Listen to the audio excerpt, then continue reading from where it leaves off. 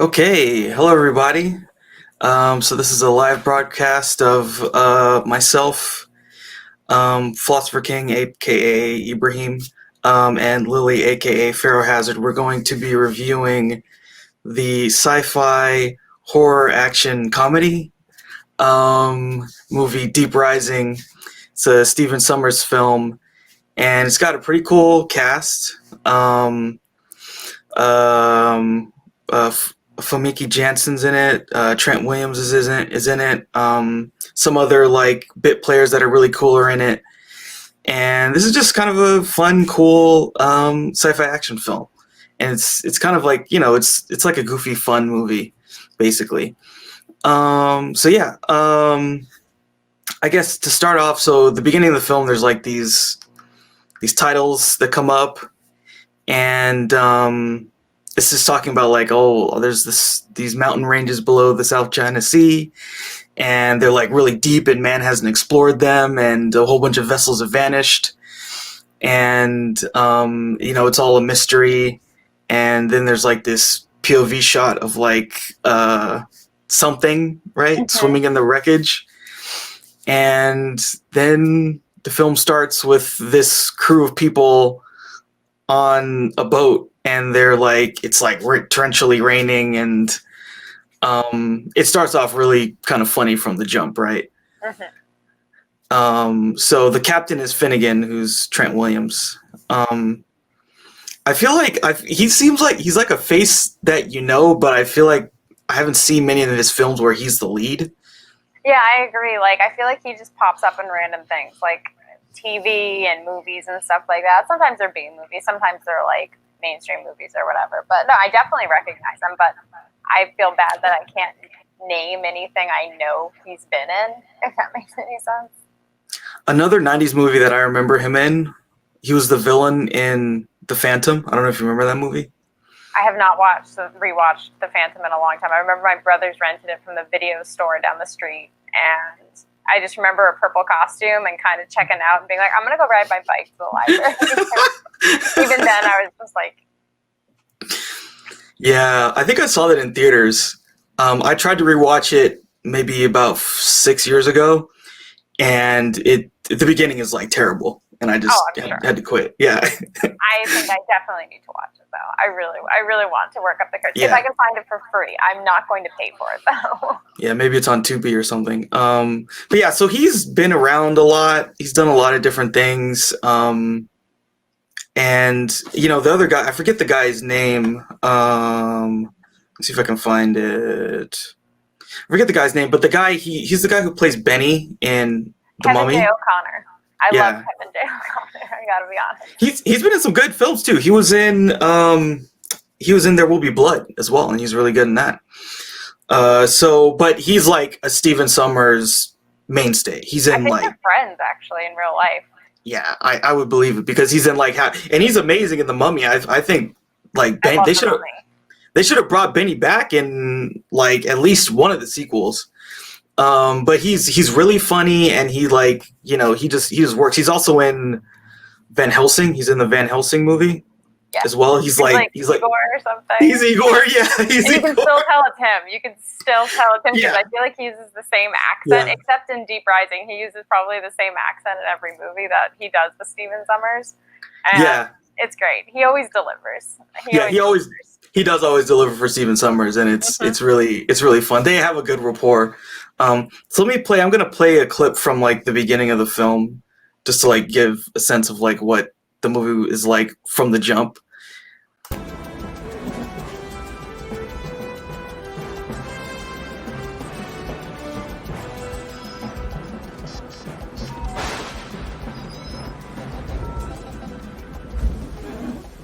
How we doing out there, Leila? Fuck you! How you doing, my ass? I'm totally soaked out here! Oh, come on now. I pay you $2 a day, don't I? Get off your lazy ass and come and help me! Cut me some slack, will you? I'm working hard too, you know.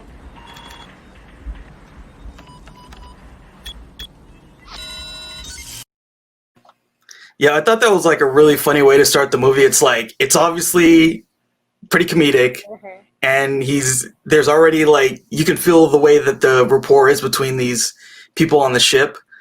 It's very kind of, you know, they're busting each other's balls, and he's like, it really sets the stage for like what his relationship is, kind of not just with Leila, but with everybody. He takes his job seriously to an extent, but at the end of the day, he's just there to get paid. You know, it's kind of like that Han Solo kind of thing. I'm just here to get paid. If we have fun, that's great, but where's my money? Exactly. He's a sort of Han Solo type, just like you said, like an offshoot. Yeah, because there's no real heroes in this movie. Everyone is kind of their background is what, smuggling or mercenary or, you know, thieves. Whatever, thieves basically. Yeah. Mm-hmm. So, but he has the moral compass. Mm-hmm. Or rich people that are scummy, as we'll find out. I love rich scummy characters. Yeah. Okay. So and on that note, there's some conversation at some point with Finnegan, and I think Hanover is the guy who's the head of the mercenaries, and he says their slogan is, "If the cash is there, we don't care."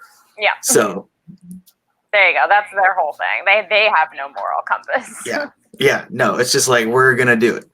Their moral compass is like, let's get paid and not die. Exactly. As long as that's happening, we're good.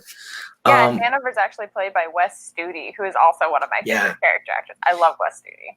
Yeah, he's amazing. He's in what was that film? The Last of the Mohicans. He's really good in that. He's small roles in a bunch of films, and there's the mercenaries are so cool in this movie. Yeah. Like the cast, so there's Cliff Curtis, who is like a New Zealand guy, really, really one of my favorite New Zealand actors.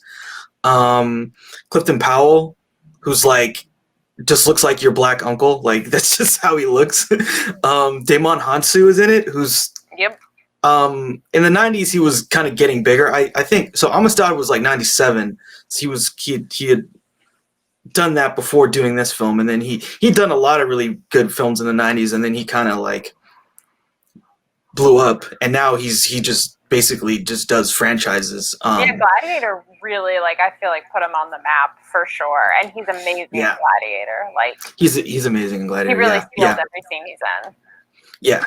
He had a great decade for sure. Oh God, yeah. And I feel like he can probably just do whatever he wants, because recognition alone is, I feel like, just perfect for him too. Yeah. I mean, if you think of like actors from Africa that are in big films, I mean, he's got to be one of the biggest names. Yep. Right? I actually recently just saw Blood Diamond. Is that with Leonardo DiCaprio and him? He was phenomenal in that. Yeah, I really like that film. That film was good, and he was really good in it. And Jason Flemyng is another guy, you would know his face. Yes. You see him, you're like, oh, I know that guy. Hey, he's another Stephen Sommers regular too, I feel like. I think he's in The Mummy too. Is he? Okay, cool. I think he plays a henchman. So he ends up dead, right? Oh yeah, absolutely. Yeah. So yeah, that's the crew of the mercenaries and our crew of like good guys. So later on the film, we cut to this cruise ship, the Argonautica, and it's full of like a bunch of like rich gamblers, and you know, it seems like it's really, really like a place for only like the elite of the elite are gonna go. The Illuminati are there. Yeah. it's like the Titanic, basically. Exactly. It's like the Titanic. So the owner is this guy, Simon Canton, and I forget the actor who plays him. But he's another like punchable face. Like you see him, you're like, I really need to punch this guy in the face, because he just looks like a douche. I think he most likely gets eaten in the end of Silence of the Lambs. So. Yeah. That's right. He's Dr. I can't remember his name, but he's in Silence of the Lambs. So I was like, oh, maybe he's back to back. Yeah. So he probably gets a lot of villain or scummy guy roles, because he kind of fits the look. So then we meet Trillian, who's played by Famke Janssen, and so she like pickpockets the captain, and takes his access card, and then she tries to get into this like storage locker that has all these I think safety it's like deposits. probably like the vault where you keep like Yeah. prized possessions and stuff like that. Yeah. And they stop her, and they're like, oh, they talk about like basically she has like a rap sheet. They said that she like did forgery and like had stolen stuff from people and like attempted murder, and she has this comment like, oh, that was just my ex, which was kind of funny. I like how she kind of just like, yeah, well, I'll be going now. And they're like, yeah, no. Yeah, and then they like throw her in the brig or whatever. Yeah. So yeah, that was pretty funny. So on Finnegan's ship, they're headed towards the cruise ship. They don't know. Like Finnegan and his crew, they don't really know where they're going or what they're doing. They just told them go here, right? And so then Joey starts like sneaking around what the mercenaries are doing, and he finds that they're hiding a torpedo on torpedoes, I should say, plural. Why not? Just have like multiple like torpedo arsenal on your little shitty boat. Yeah, on their little piece of crap boat. Exactly. And so then the mercenaries like grab him and they beat him up, and then Finnegan like reluctantly he's like, he has some really funny line. Like Leila tells him like, "Are you gonna do something?" And he's like, should I though?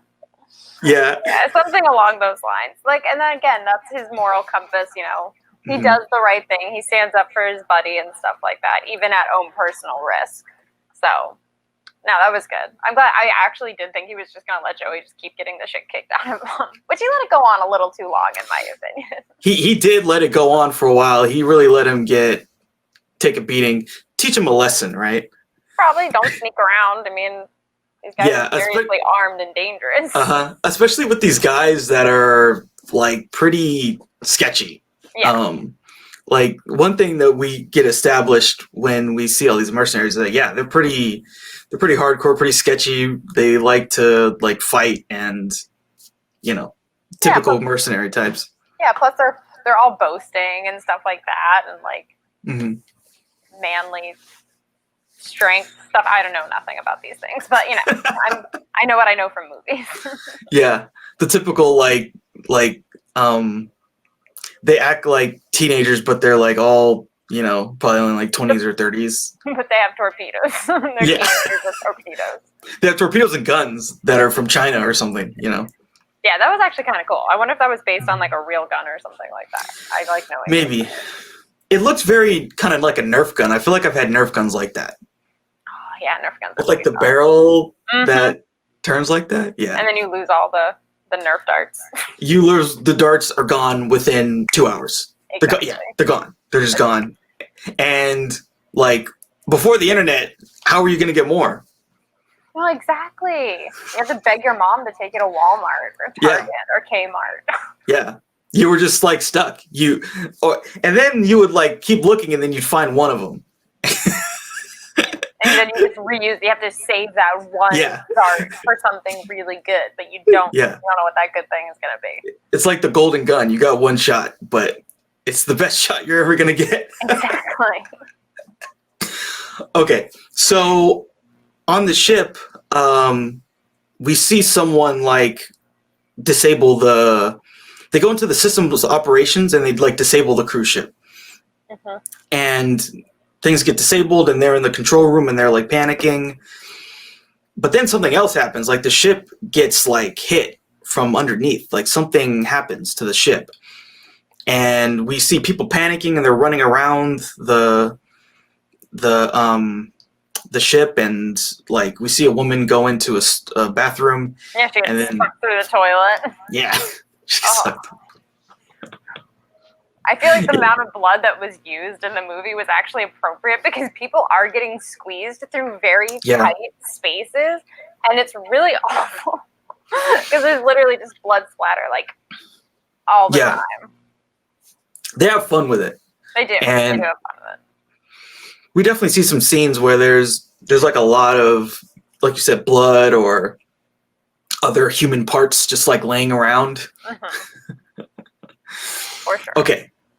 Yeah. So then the mercenaries, they like start welding a torpedo launcher onto the front of Finnegan's boat. And he's like, what the fuck is going on? Exactly. He's like, what up, bro? Why is this happening? Yeah, like this was not part of the plan. And so then his boat, so like we saw the shot of the cruise ship and then something like a boat falls off of it. Yeah. It's like a speedboat. Yeah, exactly. It's a speedboat. It's a speedboat, and Finnegan hits the speedboat, and it messes up their ship. And it just like goes to show they're in a really low visibility range, so they don't know like where they are really or what's out there. They're kind of flying blind, and that messes up their ship, and that kind of puts them a little bit out of commission. Like the ship isn't totally destroyed, but there's a pretty big hole in it that Leila has to fix later on. So then they get inside of the cruise ship, and the mercenaries just take over. They Shanghai them. They basically they force Finnegan and Joey to go with them on their mission to. Yeah, because they need to get to like the engine room or something like that to get parts from the cruise ship to try and patch their broken ship, basically. Yep. So they kind of all get strong-armed into going on board, but nobody really seems to want to go except the mercenaries who want to get paid, basically. Yeah, the mercenaries want to get paid. Everyone else is kind of like, eh. So they get on the ship, and what happens when the mercenaries and our heroes get on the ship? They immediately start shooting things. Like, I forget what precipitates it. I think maybe it's just like a shadow moving, but like they start shooting their like high-end stolen Chinese rifles. And one of my favorite parts about this is that like Finnegan's like, hey, can you guys stop? And they do stop for a second, and then they just start shooting again. He's like, yeah, okay, fine. Like, him and Jory are just like, can we just get moving, please, kind of a thing. Yeah. And it kind of mocks those like because the 90s, well, 80s and 90s was just like full of ridiculous action movies. Some good, some bad. But that's definitely something that I feel like I've seen before, but taken way too seriously in other like action movies. And it was fun to just kind of see it be made fun of a little bit. Yeah, totally. It's kind of similar to like that scene in Predator. Yeah. Like where he sees like the predator that's invisible run into the jungle, and he like unloads a machine gun and then a minigun. A minigun, yes. It just like levels it, doesn't he? Just like level like part of a forest or something. Yeah. And then with the minigun alone.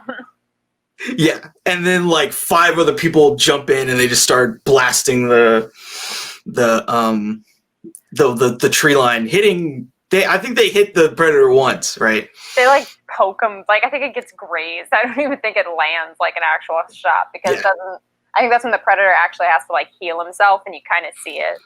Yeah, you see him. There's some blood. There's like his blood is like it's like pink slime or something. Yeah, like goo, like a neon goo. So yeah, it's kind of making fun of that. Where these, silly people are just like unloading clips for no reason. It's like, how do you have that much ammunition on you? Like, that's heavy. That stuff is heavy after a while. Yeah, that's another like movie cheat code. Like you get infinite ammo, if you until you're not allowed it anymore. Yeah, and then when it's convenient for the plot, you have no bullets. Yeah, so like on the ship, there's like everyone's gone. Right? Yep. No one is there, and they're like, what?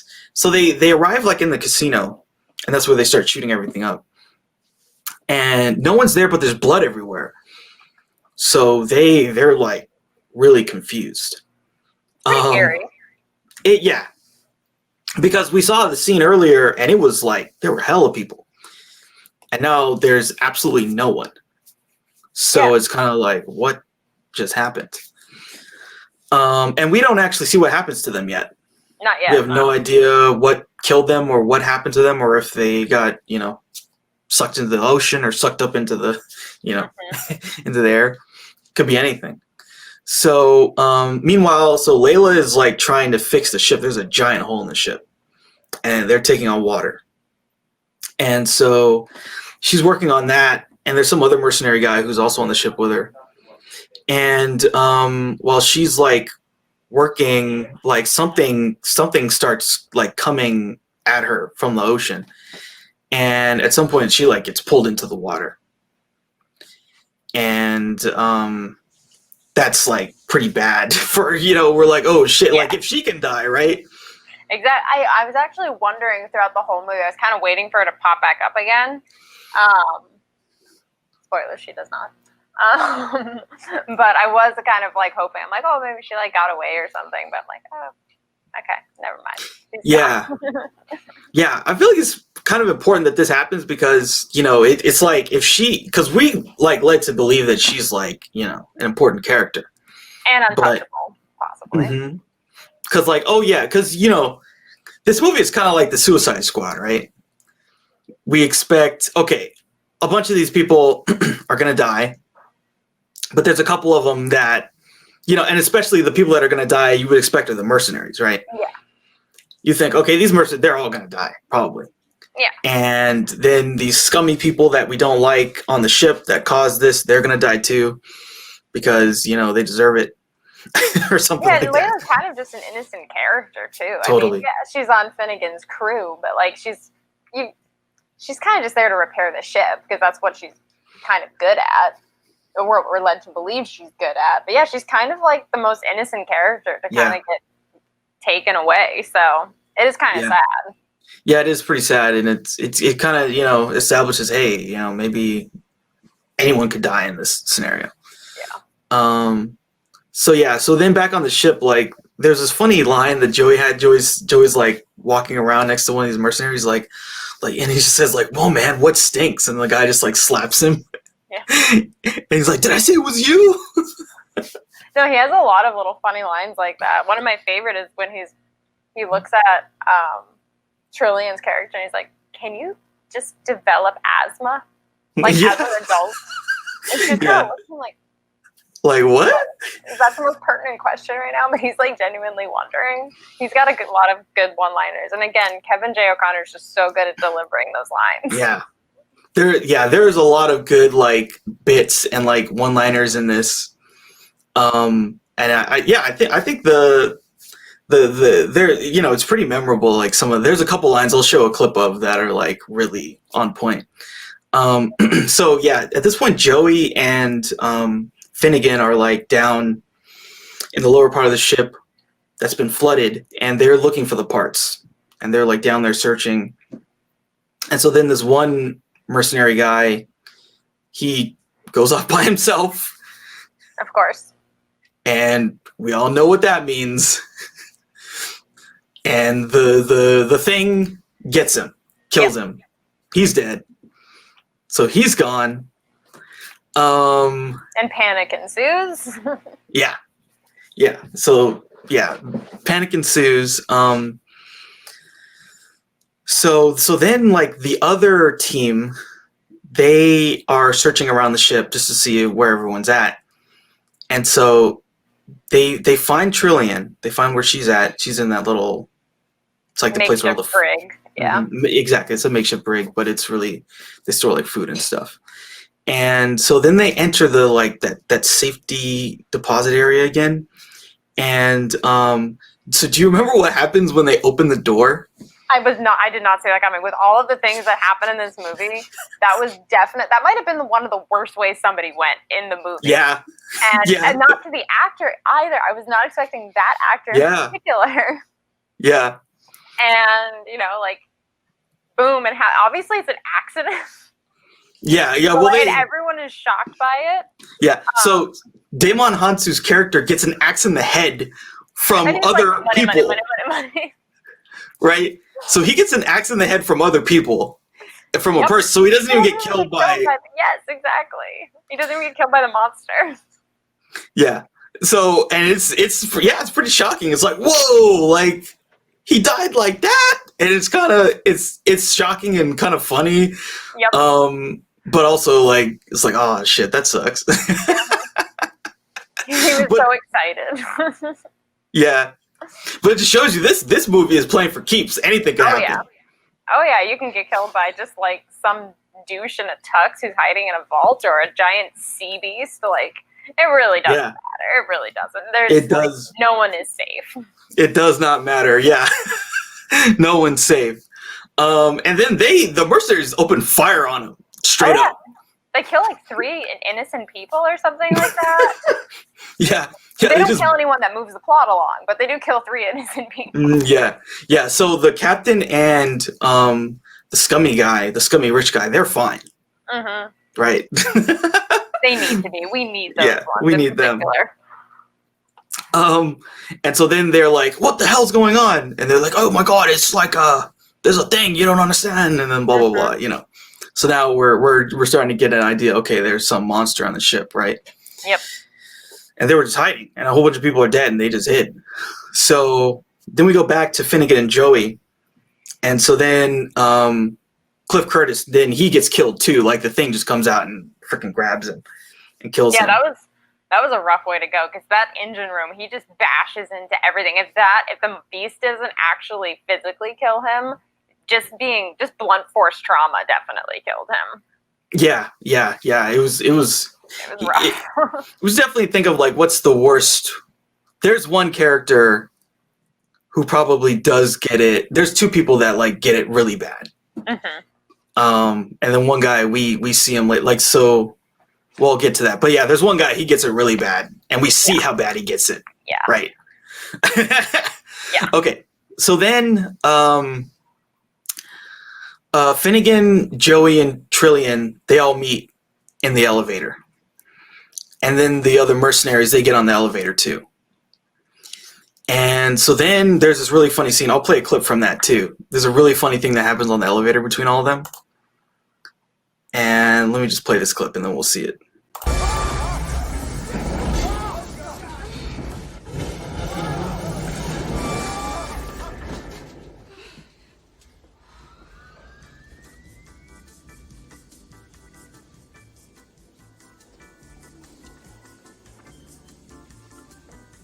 What the hell is that? Girl from Ipanema. Yeah, that's a great... Yep, the shitty elevator music comes back Yeah. on. Nothing else is working properly. And that's like perfect too, because I would bet you like a very large percentage of human beings on planet Earth have heard that song, Mm-hmm. but they have no idea what the name of the song is. Yeah, why does Joey know the name of that song? Especially when there's no lyrics to back it up or anything like that. It's just a crappy studio cover. Yeah, exactly. Yeah, so that was really funny. Like another good Joey bit. So yeah, they're stuck in this elevator, and then the elevator goes up and down, and then it goes down to the bottom, and they see a bunch of just carcasses of people, right? I really liked how the carcasses looked, honestly. They look like, because I think Canton later expounds on Yeah. what happens when one of these beasts like gets you, and they drink you or whatever, and that's kind of what it would look like, I guess. And they like slimy, and I liked how the carcasses looked. Yeah, it was really gross. So like you can kind of see the blood or something, but it's really just Whatever like it was. Mhm. It's just like a bunch of skeleton plus some goo, Pretty much. and so they're like him and Wes Studi are like investigating what's going on, and then the creature starts like there's one of those big metal doors, and it's like banging on the door, and then like the actual like it's all metal and it just starts moving, and they just start blasting, firing at everything. And then they finally get back into the elevator, and they somehow get out of there. Yeah, it's like a long hallway or something. I really liked how that was, like the monster kind of like, because something that does kind of confuse me about the movie is it more than one monster? I mean, the tentacles are so big. Is it multiple? They're smaller ones, whatever. But I really liked how it was just crushing that one corridor with its, I'm assuming its tentacles and stuff like that. And that was pretty cool. I liked how that looked. Yeah, it's sort of like because it seems like it stretches throughout the whole ship, right? This thing, exactly. and it's got like, it's somehow it's able to see everything where it's going, and there's definitely there's a little bit of movie logic there where it's always trying to kill them in the most efficient way possible. But yeah, that was another. We're getting close to actually seeing the monster, but we still don't really totally know what it is. We kind of know what it does, but we don't know what it is. Exactly. So then, Finnegan figures out that Simon he was the one who was planning to have this thing happen, that he was the one who turned off the ship's operating system, and that he was going to have the mercenaries torpedo the ship. And then he's like, oh yeah, I was doing it for insurance money because the banks were going to take my business, blah, blah, blah. Mm-hmm. So yeah, he's a scummy guy. Oh yeah. And, deserves to get what he gets in the end. So then this is the moment where we first get to see the monster, right? It comes up behind Joey, and then there's you see these tentacles, some very 90s CGI. Very much so, yes. I mean, it's not the greatest, but we have to given the times. And the thing is, Stephen Sommers movies are known for having just tons of CGI. I think he just is like George Lucas and really, really likes it. And that's just, we can't go back and change it. It is what it is. Yeah, it is what it is. It kind of reminds me of the Scorpion King in The Mummy Returns, like The Rock. It looks so bad. It looks so bad. I mean, and I like the sequel to The Mummy. I think The Mummy Returns isn't a bad sequel. Yeah, I totally agree. But that Scorpion King just looked it looked like it was from just a CD-ROM. How you used to get the demos of a game, you could just play the first 2 levels or something. That's what it kind of reminds me of every time I watch it. But it doesn't make me love the movie any less. Yeah. Yeah, it's like when you got the demo of Tomb Raider. Yes. From 95. Mm-hmm. Which is crazy because now you see what they did with Thanos or whatever. Yes, exactly. And it's if we could only do what we did now, then so many movies probably would have been saved. Yeah, and it's just a far advanced version of the same thing, the same principle. Yeah, exactly. What I find so interesting, though, sorry, I don't mean to ramble, but it's cool. is that Jurassic Park, which came out in I believe 1993 or 94, still looks so much better than a lot of the movies that came after it. As well, Terminator 2. The visual effects on that still hold up and look fantastic to this day.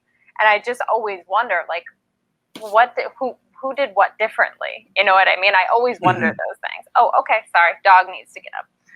Okay. I think a lot of it has to do with the fact that, Jurassic Park, they use a lot of practicals too. That's true. So they used a mix. So if you think about the scene where the kids are in the kitchen, yes, half of that is the practical dude in a suit as a raptor.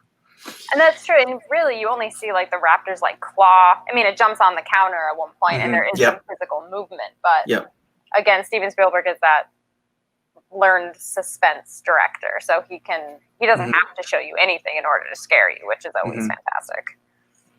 Yeah, totally. And they even if you think about in that movie, when the T-Rex breaks out of the cage or whatever, and then it attacks the kids, that thing was a real animatronic. Oh, yeah, that was actually just a whole thing. That's true. Yeah. I mean, they were just really smart about shooting it in a way where you don't, in those shots, you don't see the full dinosaur. You just see the head or the eye or something. But for the full body shot, there is a CGI dinosaur. Now I just want to watch Jurassic Park. We need to get back on track. I'm sorry, this was my fault.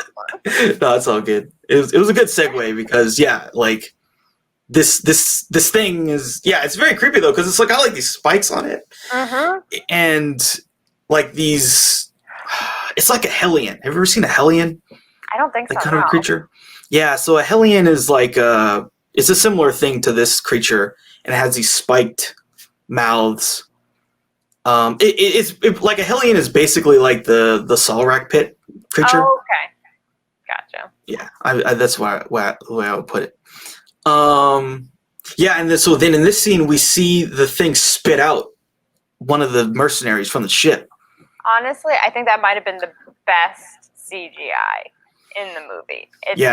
Because Stephen Sommers likes, just like with the Mummy, you always see you see how the Mummy starts becoming more human, or he starts looking more like a man, but he still has like pieces missing, like part of the skull. Like Stephen Sommers loves showing like that gritty, really gross side of the anatomy, basically. And that was just, oh my god, because he's like, what is he? He's like almost digested or something like that. Yeah. Yeah, I mean, he's like Harvey Dent. Like half his face is gone. Yeah, that was really grotesque. I mean, it was good, but it was like, I feel like they spent a lot of money on making sure that shot looked good. Yeah, it was pretty good, and it's like, dude, that's what's gonna happen to you. You're gonna get eaten alive and then freaking like melted. Yeah, just hope you're crushed to death, or blunt force trauma, and you don't feel anything on the way down. Exactly. So then I'm going to play another clip. So then another really funny scene happens between Trillian and Finnegan. So I'll play this clip. What are these things? Real unfriendly. So, you got a boat waiting outside, is that right? Yeah. Okay, let's make a deal here. You get me to your boat, and, And I can have whatever I want. yeah, whatever you want.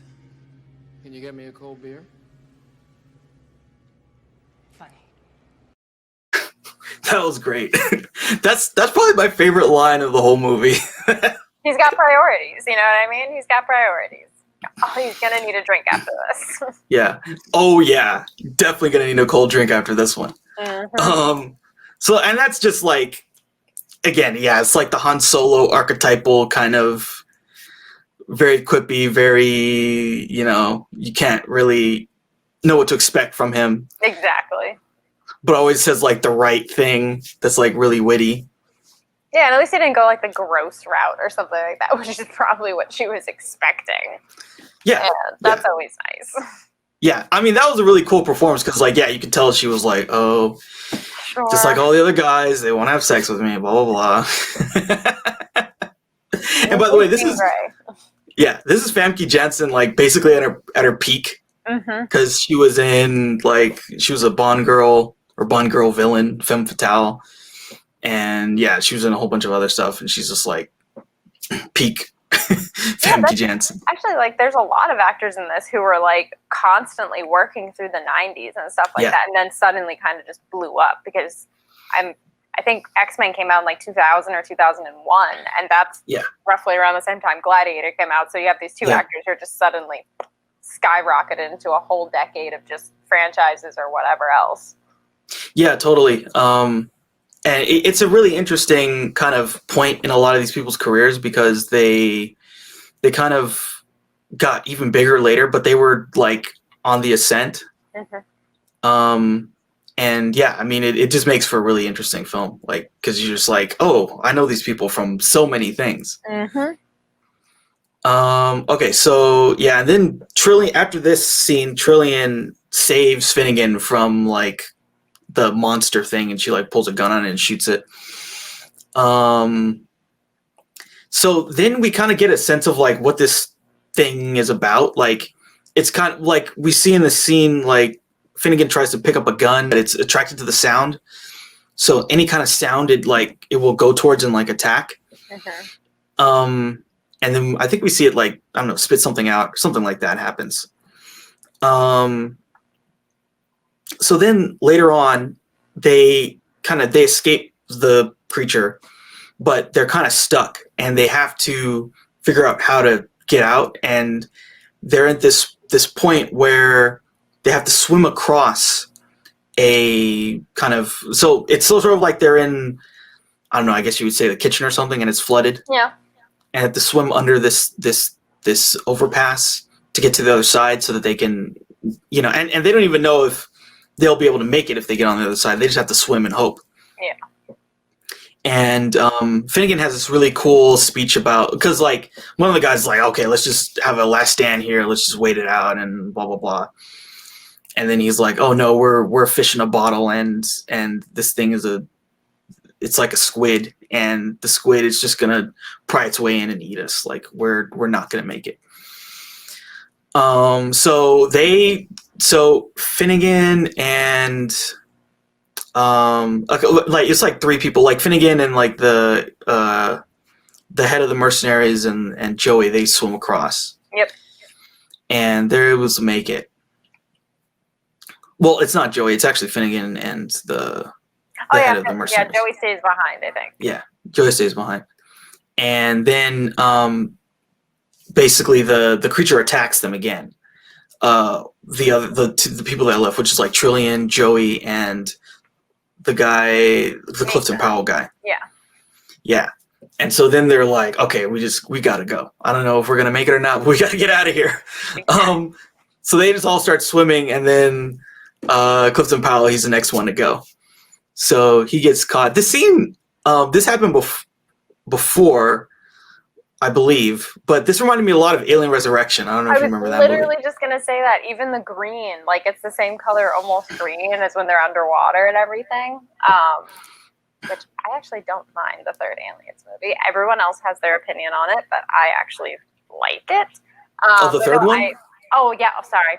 The third one. We're talking about the fourth one. Yeah. Well, that's a conversation for a later date. But I definitely got those vibes from it. Yeah. But any underwater scene tends to creep me out, no matter whether the movie's good or bad, because I have a crazy fear of water.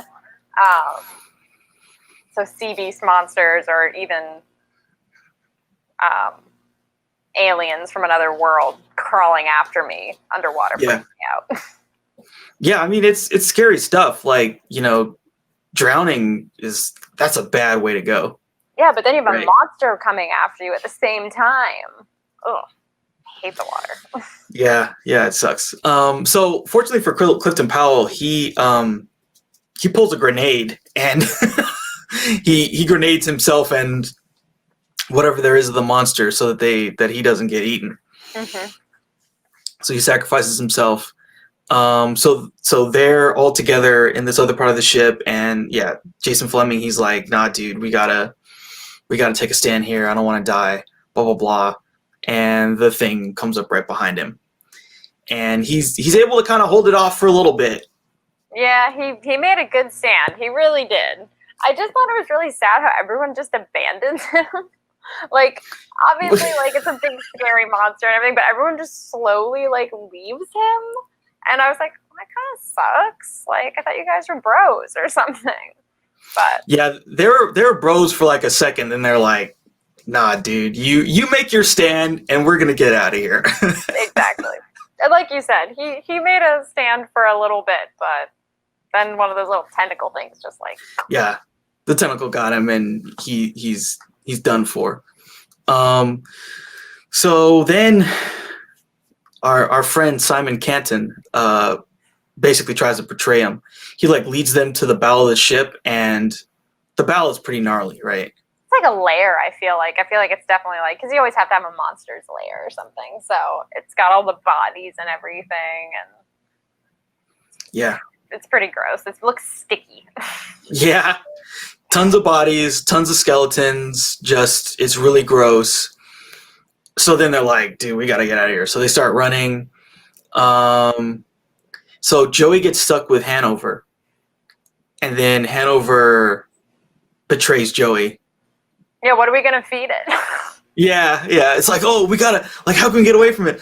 The only thing that slows it down is if it's eating. Oh, what is it gonna eat? Shoot you in the leg. Well, again, it's that same mercenary, every man for himself. You know, he's already abandoned one friend to be eaten. He doesn't even like Joey, so it's pretty easy for him to do. But yeah, what are we gonna feed it? Yeah. You. You. So then like Joey somehow survives. Like he finds a little compartment, he jumps in, he's able to just get out of being eaten. And then he comes to the casino and he finds Hanover again at the casino, and Hanover is like getting eaten. Yeah, it's like he's slowly being eaten. One of my favorite moments of that is when Joey first enters the casino and there's like some kind of sign that said, what was the name of the ship again? The Argonautica, yeah. Argonautica. But it has some sign. It's like Argonautica, have fun. And he just kind of looks at the sign. He's like, yeah, right. Or something. Yeah. They have these like really goofy like signage. But I thought that was like a really like just funny moment because he's like, I'm not having fun. Yeah, it's really on point because it's like, are you having fun now that we've been attacked by a sea monster? Exactly. But he finds Hanover and it's a slow buffet. Yeah. But Joey, being a good guy that he is, even despite being betrayed, there's like a gun on the ground, and so he picks up the gun. Then Joey's gonna leave, but then he gives the gun back to Hanover, and he's like, "Don't say I didn't give you anything." But then what does Hanover do? He's spiteful and tries shooting him. What an idiot! He's so spiteful, but that's the joke's on him because he just used his last bullet. He used his last bullet to try and kill Joey, and then he tries to kill himself, and he's screwed. And that might honestly be the best comeuppance, is just the fact that he wasted his last bullet on spite. Granted, he didn't know it was his last bullet. But Joey's reaction to that still is on point. Like, what the hell, man? I just did you a favor. Like. Yeah, exactly. Like, Joey's great. But yeah, that's a good. I mean, I love Wes Studi, but shitty person, like character-wise. Shitty character. Shitty character. So his comeuppance was, I think, deserved in the end. Yeah, man. You get eaten by whatever this thing is. Yep. Okay, so then Finnegan and Joey meet on the boat. And then there's like this kind of heartfelt moment where, Finnegan's like, yeah, Leila didn't make it. Yeah, so that was actually kind of a serious moment in this fun, wonky sci-fi action horror comedy movie. You have to have a balance. Mm-hmm. Yeah, so then Finnegan, he has a plan.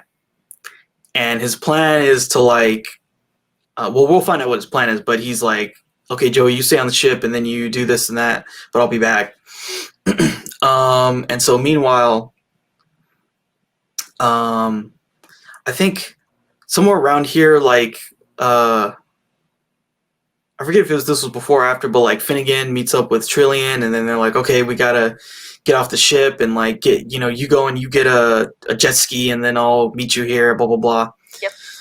So Trillian is trying to get the jet ski, and then this piece of trash, Simon Canton, comes out.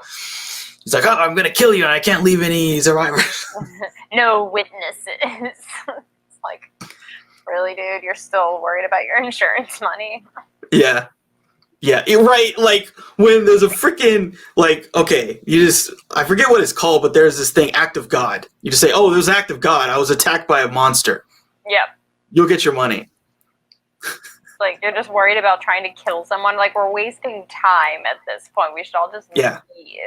But that's true 90s villain fashion, Mm-hmm. Like, gotta put the money first, bro. Gotta put the money first. Yeah. Yep. And so he goes after Trillian with the freaking flare gun, and there's some cool shots of him going after. There's like one where like a slow-mo where she like dives, and he shoots the flare at her and it misses. So then Finnegan and Trillian end up in the casino, and they actually see the monster, like the full-on monster. Again, kind of goofy 90s CGI thing. Unfortunately. Yeah. I feel like maybe the budget got cut or something like that, or maybe it is just a victim of the time period it was made in. Yeah. The budget was definitely cut. I read that like they wanted Harrison Ford Speaking of Han Solo. Really? Well, yeah, they wanted, and I guess there was a moment where he was considering doing it, but then he dropped out, and so then they had to cut the budget. But they still made the film. They still made the movie. Yeah, and it's not bad. It's not terrible. It's not the worst. It's definitely fun, if anything. Yeah, it's a fun super Stephen fun. Sommers movie. If you've seen any of his movies before, you kind of have an idea of what you're getting into. Yeah, it's super fun. Yeah. It's super fun. But yeah, I think they were like, oh, if we could get Harrison Ford, we can really do a little bit more with this movie. But yeah, it is what it is. It's still pretty fun, pretty solid. So yeah, so they confront the monster, and Finnegan like shoots it in the eye. Yep. All that goo just came flying out. Yeah. So the two of them get back to the boat, and so Trillian and Finnegan get back to the boat, and Joey's gone. And so they're just like, ooh, maybe Joey died or something. And so then Finnegan and Trillian, they have Finnegan's plan is they armed a torpedo, and they're just gonna have it go on autopilot and ram into the ship, and hopefully then kill the beast. Yeah, kill the creature, sink the ship, and be done with all of this. So he arms the autopilot, gets the torpedo ready, and so then they go back on the ship and they get on the jet ski, and they're like, there's this funny line where he's like, there's like a little ramp, right? There's like a little ramp for them to get out of the ship into the water, and he's like, oh, this is a little, let's get ahead of steam. And then they go back and then they try to jump, and hey, guess what? The creature's there, right, when they're trying to escape. Of course it is. Yeah. And so then they're like, oh no, and so they have to like do this, what seemed pretty interesting, like jet skiing indoors, but it's flooded. Yes. I mean, I can't imagine how hard that must have been to film, especially scary for the stunt actors. Because that seemed like it probably would have just been a huge pain in the ass. I mean, we see a corridor, but who knows how long it actually is and how long they film it for. It could just be like, okay, ride down here for 5 seconds, then we'll cut or whatever, and we'll speed it up in post-production. But still, like, that's a pretty narrow corridor that you're going, probably 25, 30 miles per hour on. So yeah, I can't imagine how difficult that must have been. That was definitely an interesting stunt. Yep. So they're like, zipping around these corridors in their jet ski, and then Simon Canton, he decides, he sees the ship and he jumps on the ship right as the autopilot engages. And so Simon is on their ship, but the autopilot's engaged and he can't do anything. Game over. Game over, yeah. It's like Independence Day. Yes.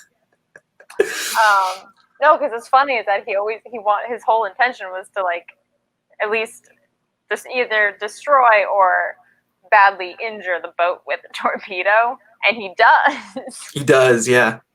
But at the loss exactly of his slimy life. Mm-hmm. Yeah, it's unfortunate. He doesn't get killed by the monster, but there is sort of a poetic justice for him. Yep, the torpedo still blows up the ship, so you got what you wanted and you got what you deserved, which is even better. So Finnegan and Trillian, like, they get off like just in time, and so then they get on shore and they're on the beach, but their jet ski stopped working, so they can't get off the island. And so then, it's like this the scene where they're like making out on the beach or whatever. Pretty much. We almost died. We might as well celebrate that we're alive. And then what happens? And then Joey shows up on like a surfboard or something. Yeah, he's on a surfboard. It's pretty cool. Yeah. So he surfs his way back to them, and then they're all, all three of them are together, and it's kind of cool. But then like there's something on the island heading towards them from the jungle.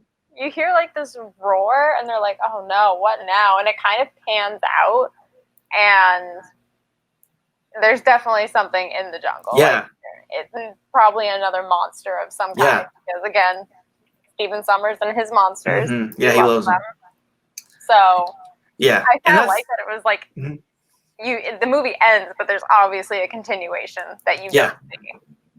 Yeah, and so that's the movie, and it ends with Trillian saying, "Now what?" And then this thing comes at him. So what did you think of that ending? Did you like it? Did you feel like it made you want more?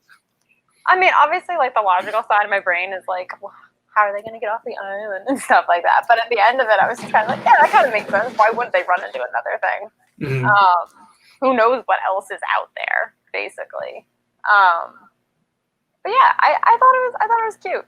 Honestly, I know this might be a weird word to use, but the three main characters who are the least worst people survive, which is good. And yeah, I thought it was a nice ending. I thought it was good because again, it's a continuation that you don't see of what other shenanigans are going to ensue, basically.